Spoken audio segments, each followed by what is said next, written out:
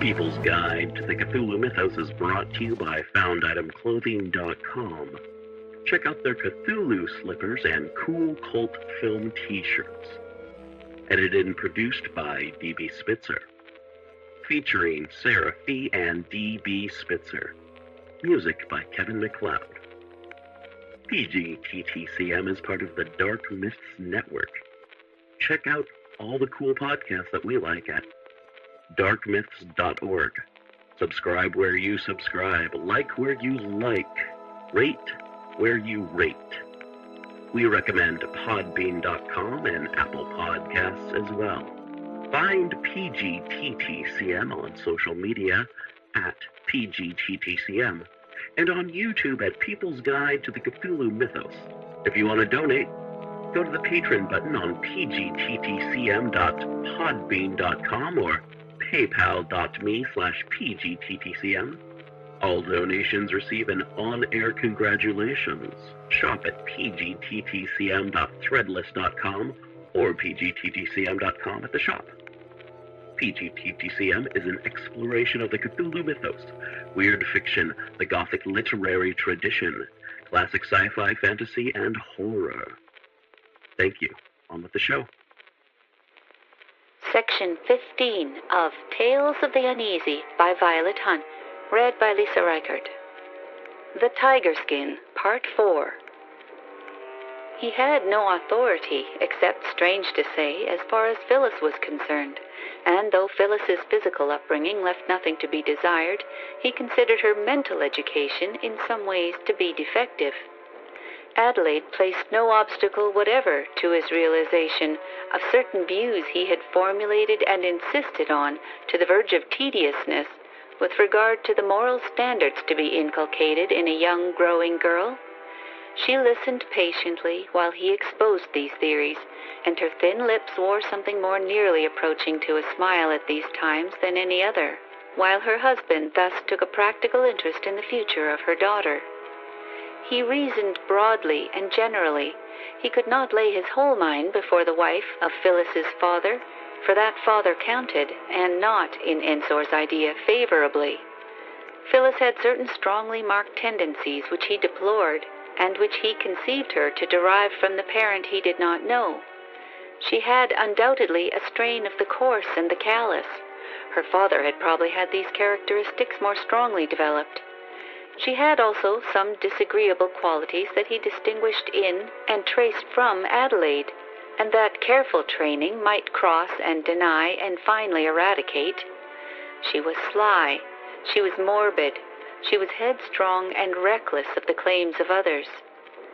So, acting with Adelaide's authority, delegated to him unquestioningly, he kept a strict watch and supervision on the books she read and the conversations she heard or took part in.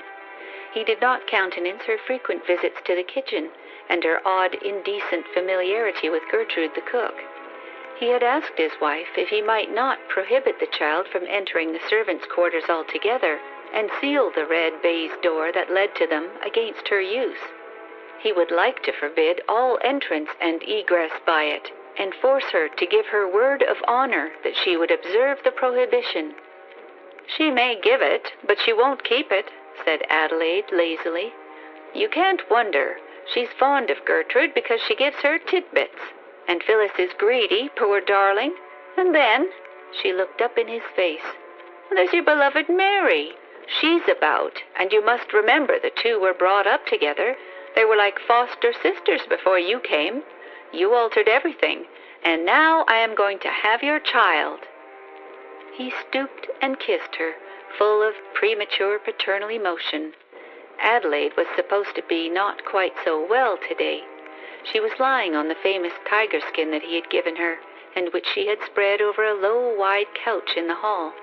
She chose to lie on it always so that the brute's savage head was close to her own.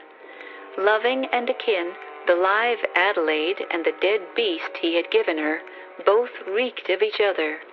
There was all the hot suggestion of the jungle, of careless natural savagery in the juxtaposition of the tiger's snarling teeth, Adelaide's dusky eyes, and the spots and splashes of black that showed on each side of her spare form. like caked, dried blood upon the gold. It was his wife's boast that her beautiful figure was hardly altered by her present condition, and the shocking cruelty to the unborn implied in this attainment of an unnatural shapeliness was lost on the simple fellow who was so soon to be a father. "Our child," he said, kissing her again passionately, "is the thing that matters." Then the recollection of that other child went through, pierced his heart like an arrow. He rose from his knees. All the blood in his body came into his face. He stood looking down at the woman who had returned the passion of his caress with all the force of which she was at present capable. A large patch on the tiger skin, a zebra mark bitten in, zigzagging across the yellow fur, focused his eyes. "Adelaide," he prayed softly, "could we not take Mary back into the house again?" "No," Adelaide said. She spoke quite quietly, too, but Ensor knew her. A storm was coming. "Then," he said pleadingly, "could she not be sent away for a bit, or—" his immense struggle betrayed itself in his voice, "for good?" "You cannot interfere with Gertrude's business," came plumb and sharp from Adelaide. "If Gertrude likes to leave me, she can, of course, take her child away with her. But I cannot do without Gertrude, and Gertrude will never leave me. Ask her." She turned away and laid her cheek against the flat head of the tiger. "And I was so happy," she wailed in bitter accents. He knelt down again. Her breath came quick. He feared for her. "It is no use," she said. "You have spoiled it all, and all for the sake of a dirty, misbegotten little wretch whose own mother can't stand her and beats and neglects her. I don't blame Gertrude. Don't you understand, Wald? Mary is one of the wrecklings, one of nature's faults that ought to have been smothered at birth. I wish I had. I wish somebody had. My father would have put her away fast enough if I had asked him, only like a fool I was kind to Gertrude and saw her through with it. But I have come to hate the very sight of the child, and you to come sniveling to me about her, you!" She laughed. Her passion was spent. She looked him, her husband, up and down contemptuously. He murmured, Don't excite yourself." "I won't," she said squarely, turning her face round to the wall. "I'm better now. I won't let you hurt me. I'll even discuss the unwholesome brat if you like. That'll show you I don't care. Get on, talk quietly, and tell me what's wrong about Mary's upbringing." "You are very good," Ensor murmured. "Are you sure it won't upset you?" "No, I tell you." She sat up and faced him. She pulled a basket of needlework toward her and busied herself with it. Her hands did not shake. Ensor admired her. After all, she had no nerves, and he might as well say his say about the child, get better terms of existence for her, and be done with the subject. He made up his mind he would not say much. He would not descend to particulars of her ill treatment unless Adelaide asked for them. He began gently. "I do think, don't you, that when all's said and done, Mary's young, and even a servant's child ought to have some joy of its life. Mary oughtn't to be made to slave like a grown-up. Hang it all, a simple child should lightly draw its breath, not to the tune of housework and floor-scrubbing. The sight of the poor little kid carrying those heavy pails about makes me quite sick. I should like to tell you what I saw yesterday. Gertrude must be an unnatural mother." "Well, speak out. What did you see?" Adelaide asked sharply. "You were out driving. Mary was standing by one of the high windows in the hall." "She'd no business to be there. Suppose a caller came." "No callers come. Why don't they, by the way?" "I hate people. I've snubbed them all. They daren't show their noses here. Go on. What was your paragon doing in the hall?" "She was eating something out of an enamel tin platter, such as you feed dogs in, laid out on the sill. The platter was not over clean, and I don't know what the mess was, but it looked most unappetizing, and she seemed to be, yes, actually picking something disgusting, something alive out of it." Pshaw! You sicken me, Adelaide screamed. Ensor went on relentlessly now that he was wound up. I put my hand on her little scrubby head with that faded knot of red ribbon on the crown. I wonder you can touch it. Don't touch me. And I told her not to eat the nasty stuff, and what was it? She said it was bits Gertrude cut off the toast before it went in the dining room, the same as the dog had. It looked days old, quite moldy. I shouldn't like to give such a mess to my dog. I can only account for it as a morbid taste of the young growing child, and I bade her throw it away and not eat between meals. It shows the shocking state of health she's in, and she's morbidly inventive, for then she said, What did she say? That it was her breakfast. Nonsense, I said, but she stuck to it. She seemed cowed, brutalized, but she stuck to it. I say, Adelaide, I know you aren't very fit just now, but oughtn't you to make some inquiries? Does Gertrude beat her or ill-treat her? I hear sounds of a morning sometimes, not so much lately since you've been seedy, but they freeze my blood until I realize that it's the dog getting a licking. Oh, Adelaide, reassure me. Don't you see a man can't stand the suspicion of such a thing in his house? A helpless child. The drops of sweat stood on his forehead. Adelaide spoke, as it were, a prepared speech, which it was now time to make. Your house, she said. It was hers, and the man winced. She continued, raising herself a little. Look here, Mary's a liar as well as a pig. You've owned it. Morbid. Is that all? I say a filthy, beastly liar. And, Wald, I'm going to bear your child. And if you want to have a healthy one, born alive, you haven't had much luck with children, so you say. You had better not worry me. Let me have this chance. I'll never try again. I shall kill myself if this one does not come off. Suppose you be wise in time and leave off meddling in my domestic concerns and go and attend to your own. You've a meeting of the library committee in Beverly at 3. It's full time. She glanced composedly at the watch that lay on her breast and lay down again as if it were a duty. He went about his business, trying to calm down in the quiet operation of the natural round and the mild form of civic functions that filled his days. Adelaide was right. An important meeting of the library committee was on for today, at which he had announced his intention of speaking, for the subject interested him personally. It was a question of morals as applied to the feast of contemporary literature spread before the youth of Beverly and Wayton.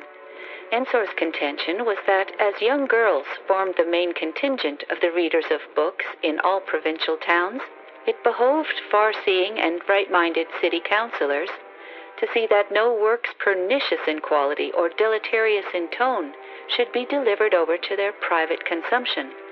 Their elders, with a taste for life, spiced and otherwise, should purchase outright the literature their souls loved, and leave the shelves of chance to works of limpid purity and unimpeachable, if dreary, moral tone. The library committee was composed of enlightened men and women, for it had been founded by an exceedingly busy and fussy Mrs. Marrable, a bit of a socialist, as she called herself. She was, at any rate, a person professedly open to all the new ideas. The committee were a little afraid of her, and had come to look to Ensor, the shy, silent embodiment of conservative, almost retrograde feeling in their midst, to oppose her. He generally began his sentences, I know I'm a bit old-fashioned. This was a capital counterblast to Mrs. Marrable and her bit of socialism. They found him invaluable, a sort of slipper on the wheels of frenzied progress, and Mrs. Marrable was not easily gainsaid. She was a relation of the bishop's cousin, and had lived in Beverly for years in a big red house where she entertained Saturday to Monday parties from London. She had no daughters. Another influential member, Canon St. Ledger, unmarried and living in the best house in the Close, was a friend of Ensor's, though he had not asked him to come in so much lately. Indeed, looking round the green baize-covered table where all the committee found themselves at last seated, it occurred to Ensor that he had not shaken hands with a single one of his confreres since the last meeting, and that was a month ago. For that reason, he supposed, they seemed strange to him, although they were all, or nearly all, people with whom he had been desired to take potluck on any occasion, lunch or dinner, when he had ridden in from High Walls on his bicycle and found he had put it too late to get back. All except Mrs. Marrable, with whom for political and temperamental reasons he had always cared to have very little to do. While the committee dealt with some purely financial and business matters, which called for no more attention from the members of the committee than was implied in passing a vote of confidence or holding up hands for a resolution, Ensor wrought himself up into a strange state of nervous apprehension. It might have been mere perverse fancy, but as a matter of fact, not one of these people had spoken to him since they sat down, or recognized his presence except by a nod of salutation, such as the barest courtesy demanded. The attitude of each several person could be accounted for separately. So-and-so had come in late, such a one had too many irons in the fire to be able to spare a word till the meeting was over. But still, there it was, the indefinable uneasiness, the disagreeable, insinuating point that morbid imaginings could establish. No one had actually addressed a word to him. He brooded over this.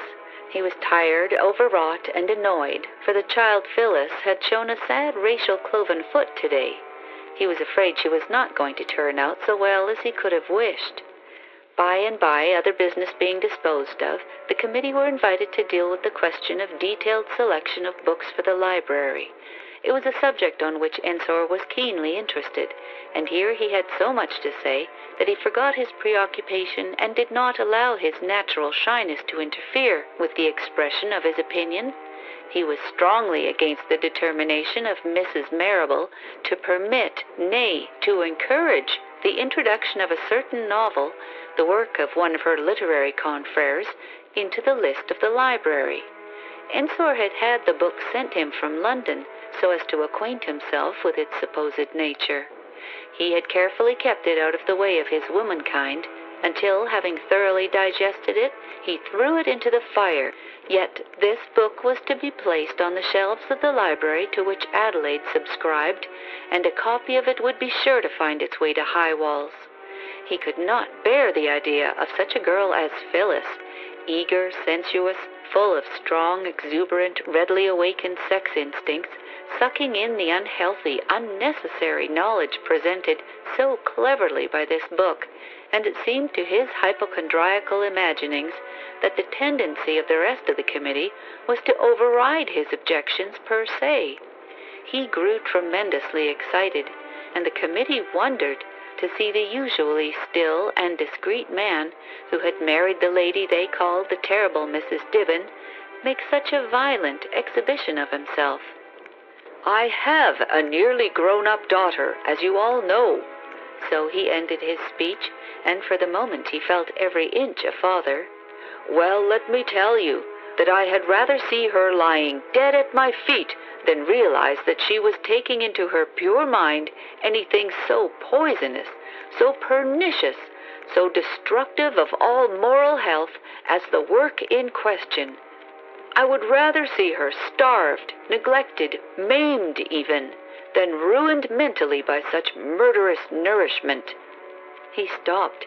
He felt that the sense of the meeting was not with him. The silence that swallowed up the last word was hard and disapproving.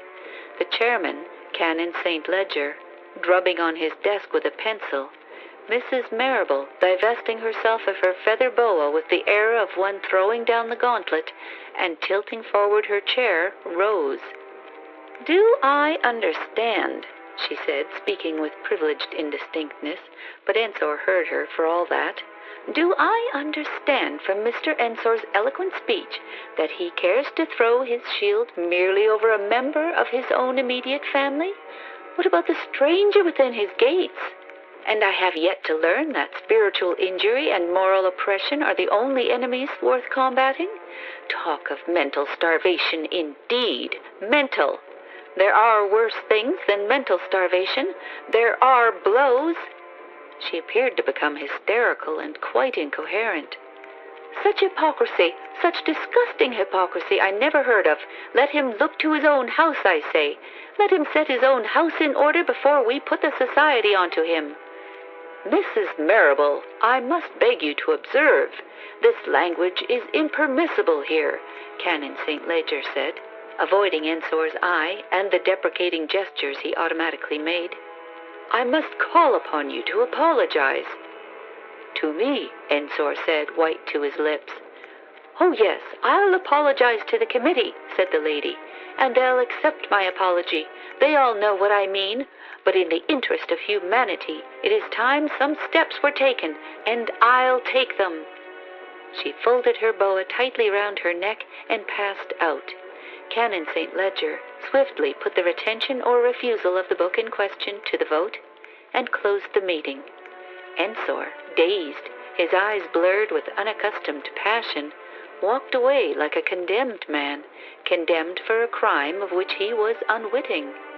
He rode studiously home, meditating on these things to the point of falling off his bicycle.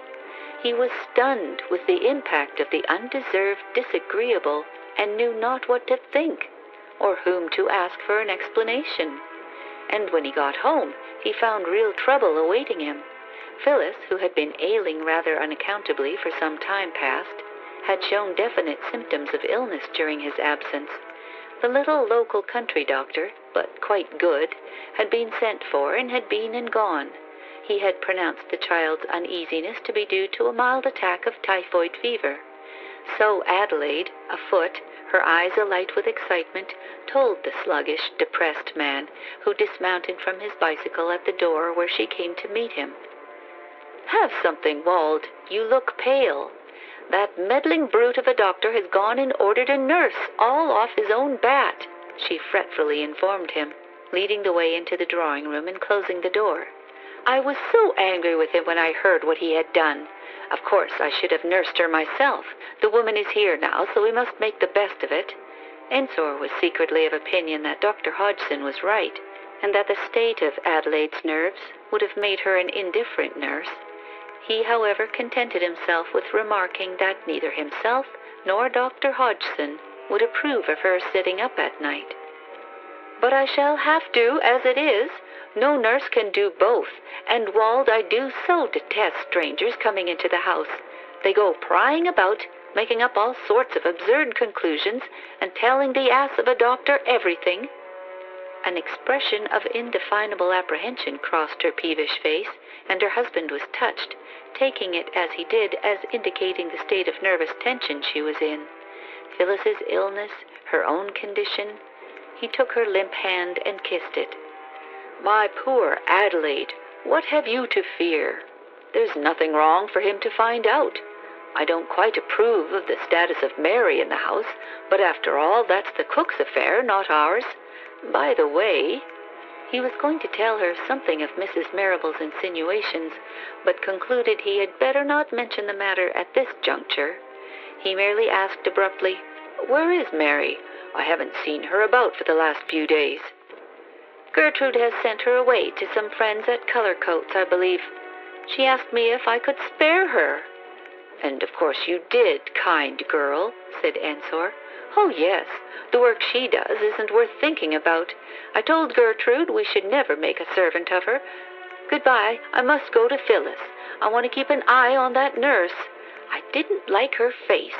A mischief maker, if ever there was one. Adelaide was gone, and Ensor fell a-thinking on the painful scene of today. He was obsessed, now that it was over, by the recollection of a fluid and retreating committee. He saw black coats and the gray mantelets of the country ladies melting away from him, fleeing from his contact. He could not account for the social ban under which he appeared to lie. This was the culminating incident. He remembered now other slighter acts of neglect and inattention in the past, which he had been too little self-conscious to observe, or to piece together in a pattern of general avoidance and cold shouldering. The arraignment of the woman Marrable did not disturb him so much as the nervous acceptance of it by the canon. Mrs. Marrable was a shrew, a local terror, a person of advanced views, and the author of the book in question was a friend of hers, probably. But Canon St. Leger, a decent, sober-minded man, a man of his own stamp. He saw his thin hand toying with the suspended pencil. He heard again his meek, milk-and-water reproof of Mrs. Marrable's unparliamentary language. He could not away with that. He wandered about the garden half the night with the puppy, now fully trained to be a perfect house dog and companion. It followed him in an orderly manner from covert to covert under the high beetling wall, with the thick beds of nettles growing luxuriantly at the base. Once, however, there was a skirmish. The dog grew quite excited at what must surely have been a not unusual sight for him, the yellow knob of a small boy's head peering over the wall, supported presumably from behind by a human Japanese ladder of other small boys. It was a favorite game in this neighborhood. "He, they crowed and chuckled. "Who lives here? Old Mother Brownrigg and her girls. He. No one ever comes out here alive." The dog barked and sprang. Fear of his ultimately reaching them at last dislodged the grotesque cohort. Ensor, his nerves a little shaken by this noisy onslaught of words only half heard, turned and made his way back to the house. It was absurd to mind. Children were always climbing up the other side of that wall. It was nice to climb. It had jutting courses of bricks halfway up, and the village curiosity was provoked and stimulated by the air of quasi-mystery which Adelaide chose to foster about high walls, and that her rather witch-like appearance abroad, always heavily, medievally cloaked and motor-veiled, abetted. She dressed like a toadstool in the day, and in the evening like a panther. She strode along. Her step was confident, her eyes abstracted, her whole manner carelessly insulting. No wonder the children were afraid of her. He went in and saw the doctor coming out, and questioned him about Phyllis. His anxiety was easily allayed. The big girl was strong enough to resist a whole army of adverse microbes. He saw the new nurse, a tall, thin sprig of a woman with some indication of character. She was very cold and civil, especially when she spoke to Adelaide. He thought he saw plainly that she disliked the mistress of the house already. Another. Poor Adelaide. He knew he was right as the days went on. The two women detested each other, skirmished every time they met, issued cross orders, and confused the other servants. But the maid defeated the mistress. Dr. Hodgson, meek, little, insignificant man that he was, resisted all Mrs. Ensor's hints and maneuvers, and finally her most palpable efforts to get rid of Nurse Ferrier, who was, on her side, careful to give no positive offense or commit any domestic crime which might lead to her dismissal on other grounds than medical ones. She was a capital nurse, even Adelaide admitted that, only Phyllis no longer wanted one. Hodgson said she did.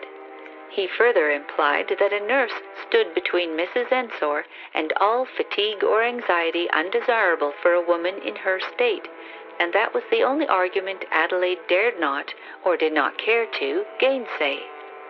The distracted woman vented her annoyance at the doctor's tactics on her husband, and to punish him, she would not let him see Phyllis. As she spent most of her time in the girl's room, which opened out of her own, Ensor saw very little of her. He found himself not very much cast down by this arrangement. He was much out of sympathy with his wife, a little fretted by her irritability, and was glad to defer their meeting until the need for the nurse's presence, which so enraged her, should have passed away. He wondered sometimes when that would be, and thought he would like to ask the nurse. But she rather sternly, and with a sort of frigidity put on over and above her statutory nurse's manner, passed him in the hall and on the stairs. He began to fancy that Adelaide, moved by her strange taste for regulating the movements and gestures of others, had bidden her to enter as little as possible into conversation with the master of the house. Well. He missed Mary, to whom, in the present upheaval, he could have paid a little more attention. Still, presumably, she was well.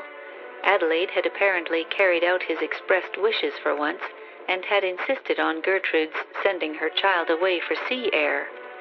He missed the daily appeal of the dark eyes set in paleness, the weak gestures with her hands, which Mary often used in lieu of speaking, as if mere movement made less stir and drew down less attention on her from the cruel powers above. Though her face was pale, it was always clean, he remembered. And a queer thing, he never remembered her sitting down. Did she ever sit down? He had seen her squat, he had seen her stand, but he had never seen her sit except that first day in the motor car, when the dark fur cap on her head and the dark fur up to her chin had made her look almost a lady. She was dressed exactly like Phyllis then, he remembered. Strange, monitory caprice of Adelaide's, an instance of her sheer love of power, to raise and then to degrade. No man could do such a thing except perhaps some savage Asiatic king, one in whom caprice remained the only lust left to satisfy. He did not care to affront such scenes as he had gone through at Beverly anymore, and he took his name off the committee. He stayed at home and spent his dreary, uneventful time mostly in wandering about the house, followed by the dog, who had grown attached to him. It generally lay down at his feet in the hall while he sat on one of the yellow chairs, reading papers endlessly, smoking far more than was good for him. Thus he caught the doctor on his way through the outer hall to see Phyllis. The doctor generally nodded kindly, but did not stop. There was nothing to say about Phyllis. She was going on well, and Adelaide did not expect to be confined for a couple of months or so. The nurse flitted by on her screw soles, going up and down stairs and taking no notice of the solitary man. He never saw Gertrude at all. He was thinking seriously of going away from High Walls for a time, until Phyllis was quite well and Mary had come back, and he had got as far as the handling of Bradshaw and the turning of the page-marked continental trains, when one day the nurse chose suddenly to leave the orbit in which she generally traveled, between the red baize door into the servants' quarters and the staircase that led up into Phyllis's sick room, and came straight up to Old Ensor. The deflection of the moon from her course could not have surprised him more. She spoke. "I beg your pardon, sir, but have I your permission to take Dr. Hodgson to see Mary?" Her eyes drooped and seemed to look down both sides of her nose. With her white cap like a frontlet, her brown hair fluffed out in ascetic waves over her forehead, she was not altogether an unprepossessing woman. She was looking down at him, her lips were coldly pursed, and Ensor felt just as he had felt in the Beverly committee room. "Certainly, nurse," he stammered, "but Mary, is she home?" "She is at home, sir, and in my opinion very unwell." "What is the matter with her? I want to know. Mary is a special pet of mine." The lame, absurd words came broken from his lips. He was not thinking of what he was saying. He was overwhelmed by an avalanche of doubts. Adelaide had lied to him. "Hasn't Mary been away at all?" he stammered. The nurse raised her eyes and gave him one straight, winged glance. She had strong black eyebrows that met across her nose, and a pout that was determined. "She may have been, not that I know of." Her nose was in the air. "Will you see her, sir?" She ended more kindly. "Perhaps you would like to know how she is for yourself." "Yes," he replied, "I should indeed. But I understood she had been sent away to the sea for her health. Let us go. I don't know where she sleeps when she is at home." "You shall see, sir, if you will come with me." Her calmness was only a mask, Ensor felt. Her quiet words covered an indignation that nearly broke through her professional reserve. She was boiling over with rage. She walked through the red baize door with an assured step, never turning or looking round at the shamefaced man, who followed her with humble, downcast head, his morning paper still crumpled up in his hand. The red baize door marked the transition between the oldest and most modern parts of the house. Ensor had never been up the second and original staircase, which led to the attics, and it was these that Nurse Ferrier now proceeded to mount. It was rather dark everywhere, for a heavy shower was impending, the first few drops of which had fallen before they left the part of the house where the windows were bigger.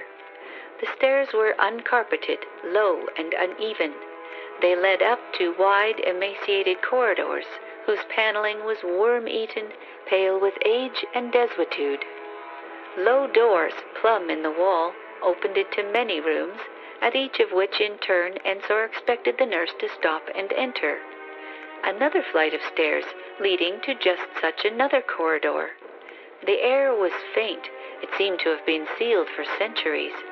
Ensor protested, asked some sort of question. Where were they going? Into the attic, where Mary sleeps alone. The nurse answered. Her manner was more kindly now. A child? To sleep all this way from everybody? He murmured.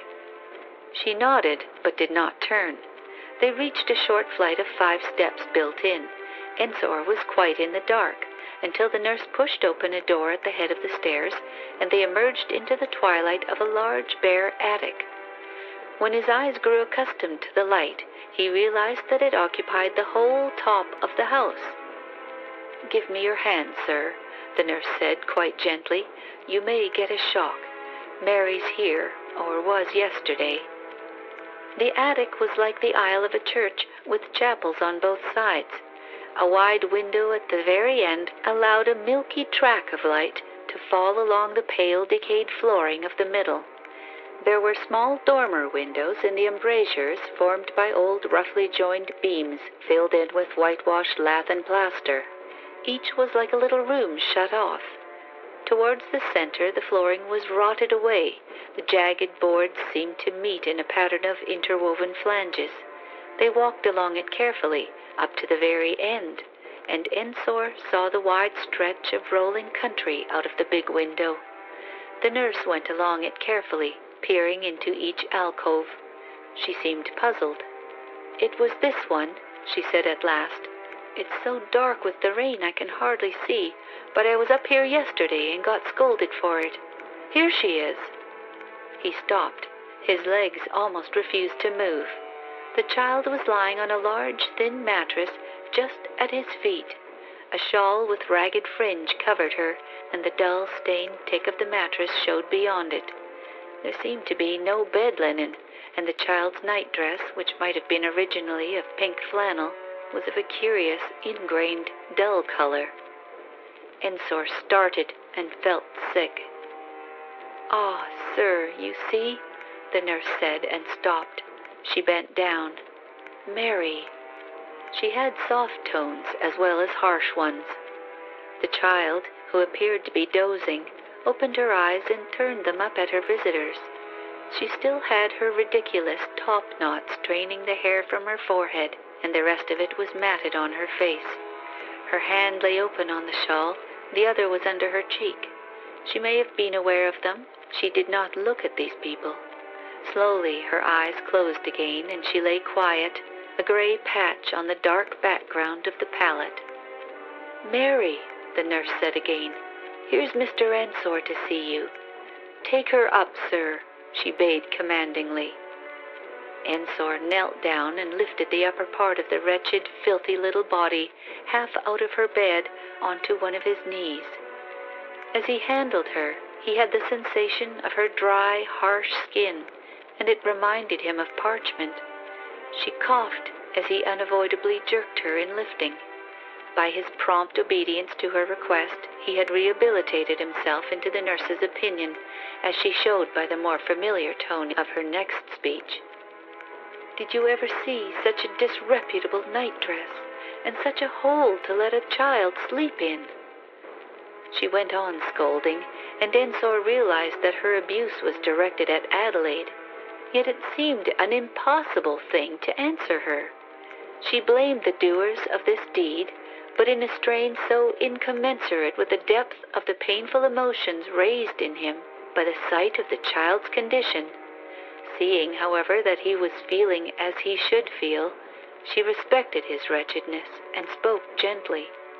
"She's been alone so all night. But will you stay with her, sir, while I fetch the doctor? It's just on his time for coming. I may catch him before Mrs. Ensor sees him." She crept away. Ensor heard her gently close the attic door. There was silence, and her heels on the stair, tapping, retreating. Left alone in the attic with a dying child across his knee, the man tried frantically to collect his thoughts. Beyond a little dry, patient cough, made as it were of ashes and dust, which racked her now and then, Mary lay quite still across his knees. He changed his position, and now he sat on the floor beside the mattress. His eyes grew accustomed to the lighting of this place, and he saw that there was a small window in each embrasure, and the one opposite him on the other side of the house had panes.